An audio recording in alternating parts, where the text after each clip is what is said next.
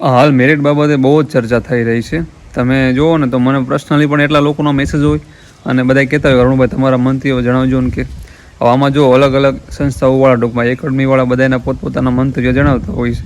કેમ કે એ લોકો જે સ્ટુડન્ટ હોય એમાં એ લોકો રેશિયો આખો કાઢતા હોય અને પછી કહેતા હોય કે આ રીતના મેરિટ રહેશે એમ.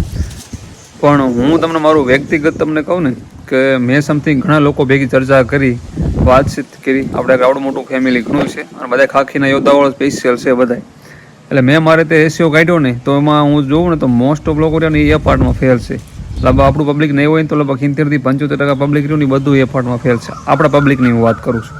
અને બાકી તમે જુઓ ને તો ઘણા લોકો એવા છે કે જેને 100ની આજુબાજુ બધાને માર્ક થાય છે અને બહુ જ ઓછા એવા છે, કોઈક પારવા ફ્રેન્ડો એવા છે કે જે લોકોને 110 ને 115 ને 120 સુધી ઓછા હશે ને એ લોકોને થાય છે. બાકી મોસ્ટ ઓફ લોકોને કોઈને થતું નથી. બધા મોસ્ટ ઓફ લોકો છે ને એ પાર્ટમાં ફેલ છે.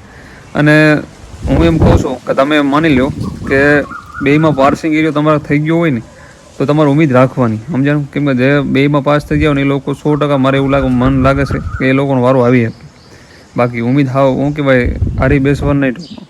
હવે હું પોતે એ પાર્ટમાં ફેલ છું અને મારા સર્કલમાં મોસ્ટ ઓફ બધા એમાં જ ફેલ છે. એટલે ઘણા ખરા લોકો ભેગો દગો થઈ ગયો છે. અને એમાં એવું છે કે ફેલ થવાનું મોટું એક કારણ કેવું છે કે બધા પહેલાં મોસ્ટ ઓફ લોકો ગણિતથી બીતા હતા. ગણિતનો હું કટ્ટર દુશ્મન હતો. પછી વિચાર કરતા હતા ગણિતનું કેમ કરશું. બધાએ આપણને સલાહો એવી આપી સંસ્થાઓ અને આપણે સર્કલમાં કે ભાઈ ગણિત એક થોડો વિષય તમારે છે, સાઈડમાં તમારે ગદ્ય સમીક્ષા 20 માર્કનું છે તો તમારે રોકડા માર્ક છે, પછી તમારે રીઝનિંગ છે, એમાં તમે કવર કરી લેવાય ને તમને આવડે એટલું ગણિત કરો ને બાકી ઓલામાંથી કવર કરી લેજો ને. પણ આમાં એવું થયું એવું કે ગદ્યમાંથી કોઈ કવર ન કરીએ કે એમાં પણ બધાને દગો મળ્યો ટૂંકમાં. એમાં પણ વ્યાકરણ આવી ગયું અને કંઈક રીઝનિંગમાં એવું થોડુંક 30% બધા તમને આવડે જ તે, સમજાણું? 20-22 ટૂંકમાં રેશિયો હોય બધાને આવડે. બાકી ઘણા ખરાના કોક એવા હોય કે બધા ટૂંકમાં 25-26 સુધી કવર કરીએ 30માંથી. બાકી 20-22નો રેશિયો વધારે પૂરતો હોય. પણ એમાં 32 કરવાના અને આગળ એક્ઝામ સેન્ટરમાં જે 32 કરવાની વહમાં છે. એટલે કહેવાનો પ્રપોઝ એવો છે કે મેન વસ્તુ એ થઈ કે આ લોકો ગદ્યમાં જે વ્યાકરણ પૂછી લીધું ને એટલે આખો એ પાર્ટનો જે સંતુલન આખું ખોવાય યુટ્યુબમાં. તો એ પાર્ટમાં જે ઓલું ગદ્ય રહ્યું ને વ્યવસ્થિત 20 માર્કનું હોત ને તો બધાય કમ્પ્લીટ માર્ક રહ્યા ને પાસિંગ માર્ક બધાય કવર કરી લે. એના હિસાબેથી કવર કરી ગયા નહીં ટૂંકમાં. એટલે જે લોકોને બેમાં પાસિંગ રેશિયો હોય અને એ લોકોને ખાસ ઉમ્મીદ રાખવાની છે. ટેન્શન નથી કે ખોટું લેવાનું. અને આવનારી ભરતી રહીને હજી વાર લાગશે, મારું એવું ખુદનું કહેવું છે. કેમ કે હમણાં ભરતી નહીં આવે, કેમ કે હજી આ પ્રોસેસ પૂરી થશે અને 12 ઉપર આવશે, કોલેજ ઉપર આવશે, ગ્રેજ્યુએશન ઉપર આવશે. એની ક્યાંય ચર્ચા ક્યાંય થઈ જ નથી અને લોકો ક્યાંય એવું બોલ્યા નથી કે કોલેજ ઉપર કરશું, બરાબર છે? એટલે એ વાત તો હજી જ્યાં નવા આરઆર ન આવે ત્યાં હું આપણને ખબર ન પડે. નવા ટૂંકમાં આરઆર આવી ગયા પણ ટૂંકમાં આખું ભરતી બોર્ડ આખું નિવૃત્ત થવાનું છે, સમજાનું? જે આ ભરતી બોર્ડ જે રહ્યું ને હસમુખ પટેલ સર વાળું જે ભરતી બોર્ડ હતું ને આખું નિવૃત્ત થવાનું. એટલે પછી કંઈક એ લોકો જાહેરાત કરશે. મને જ્યાં સુધી ન્યૂઝ મળે છે ત્યાં સુધી બધા એમ કહે છે કે ભાઈ જે આ લોકો જે રહ્યા ને એ જાય ટ્રેનિંગમાં જઈને 6 મહિના પછી ખબર પડે. એ લોકો ત્યાં આગળ ચેક કરાય એમાં કે આ લોકો કેવા એવા છોકરા કેવા એવા છે, પછી ભરતી 12 ઉપર રાખવી, ગ્રેજ્યુએશન ઉપર રાખવી, પછી ખબર પડે. ત્યાં સુધી કાંઈ ખબર ન પડે કેમ. એટલે 99% ચાન્સ રહ્યા ને 12 ઉપરના છે. કેમ કે ક્યાંય એવો ઉલ્લેખ હજી સુધી કર્યો જ નથી કે ભરતી જે કોન્સ્ટેબલની રહી ને ગ્રેજ્યુએશન ઉપર કરશું. અને એ લોકો કરવાની હોય તો આપણે જે તલાટીની બધી ગ્રેજ્યુએશન ઉપર કરી તેરા જાને કરી નાખે ને. એટલે એ ભરતી કોઈ દિવસ થાય નહીં. પણ આ તો હવે સરકાર છે, કહી શકાય નહીં. પણ મારું એવું કેવું છે કે હજી આ આવનારી ભરતી થોડીક વાર લાગશે.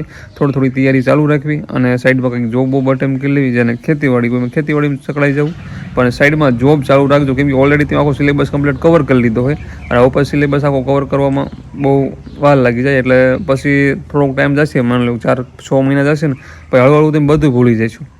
એટલે પછી તમે ફરીવાર તૈયારી કરશો, ફરીવાર રિપીટ કરવું પડશે અને પહેલાં 0 શરૂઆત કરવી પડશે. એટલે એના કારણેથી તમે રહ્યો ને થોડું કાયમ રિવિઝન કરતા રહેજો, જેથી તમારું જે કાંઈ અભ્યાસક્રમ વ્યવસ્થિત પૂરો કર્યો ને એ જોડે તમને ચાલતો રહે એમ. સમજો છો તમે મારી વાત? તો આ રીતના કંઈક ફોલો કરજો. અને મેરિટ રહ્યું ને એ આપણે બોલી જ ન હોવી. મારું એવું છે કે 100 ઉપર જેને હશે એને વાંધો નહીં આવે ટૂંકમાં.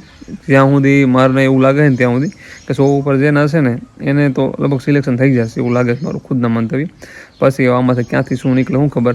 બાકી જે લોકો એમ કહે છે ને ઘણા લોકો કે આ લોકોને હું કે 32માં થાય ને એટલાય મળવાના નથી, પણ એ વાત તો હું શક્ય માનતો નથી. કેમ કે માની લો 247 એક્ઝામ આપી છે, 2,47,000 એક્ઝામ આપી છે.